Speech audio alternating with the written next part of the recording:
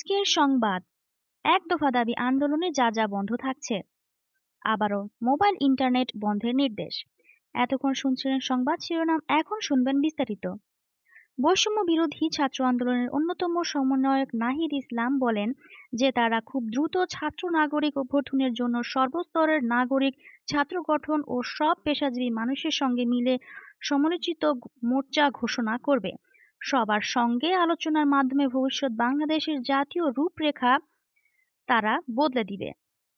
আমরা এমন একটি বাংলাদেশ গঠন করতে চাই, এমন একটি রাজনৈতিক বন্দোবস্ত তৈরি করতে চাই যেখানে আর কখনো কোনো ধরনের স্বৈরতন্ত্র ফ্যাসিবাদ ফিরে আসতে পারবে না, বলেন নাহিদ।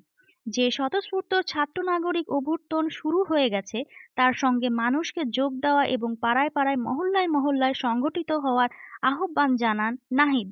তিনি আজ রোববার থেকে সর্বাত্মক অসহযোগ আন্দোলনের ঘোষণা তুলে ধরেন। নাহিদের বক্তব্যের পর আরেক সমন্বয়ক আসিফ মাহমুদ সর্বাত্মক অসহযোগ কর্মসূচি ঘিরে কিছু জরুরি নির্দেশনা দেন। অসহযোগ আন্দোলন সফল করতে বৈষম্য বিরোধী ছাত্র আন্দোলনের আহ্বান। কেউ কোনো ধরনের ট্যাক্স বা খাজনা প্রদান করবে না।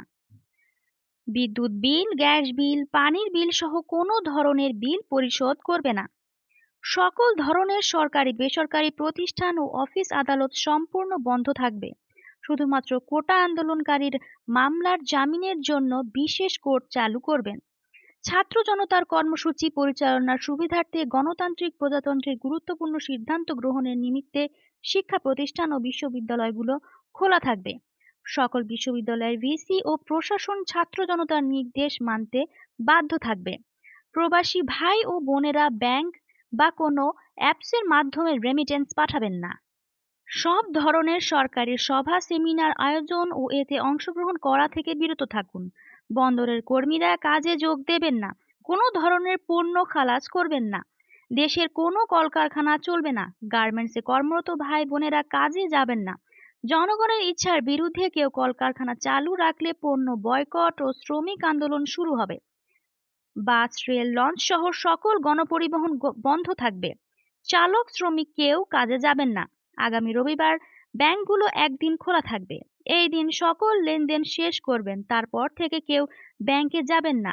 সোমবার থেকে সকল সরকারি ও বেসরকারি ব্যাংক বন্ধ থাকবে।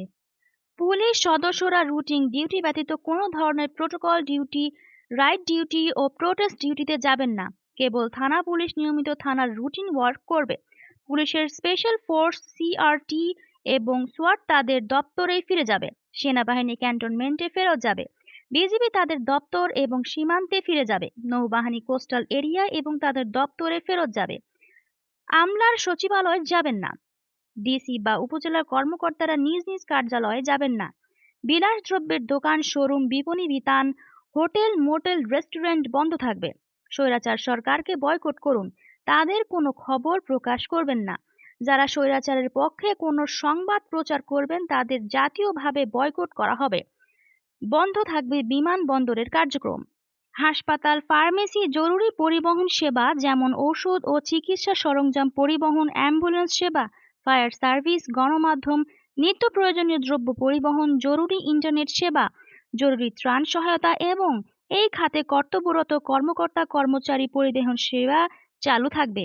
নিত্য প্রয়োজনীয় দ্রব্যের দোকানপাট বেলা 11টা থেকে 1টা পর্যন্ত খোলা থাকবে। এদিকে আবারও মোবাইল ইন্টারনেট বন্ধের নির্দেশ। এক দফা দাবিতে অসহযোগ আন্দোলনের ডাক দিয়েছে বৈষম্য বিরোধী ছাত্র আন্দোলন।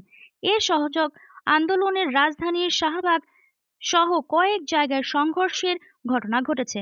এছাড়া মুন্সিগঞ্জের সংঘর্ষে 2 জন নিহত হয়েছে। এই অবস্থায় মোবাইল ইন্টারনেট বন্ধের নির্দেশ দেওয়া হয়েছে সরকারের একটি সংস্থা থেকে। এছাড়াও ফেসবুক ও হোয়াটসঅ্যাপ বন্ধ করে দেওয়া হয়েছে।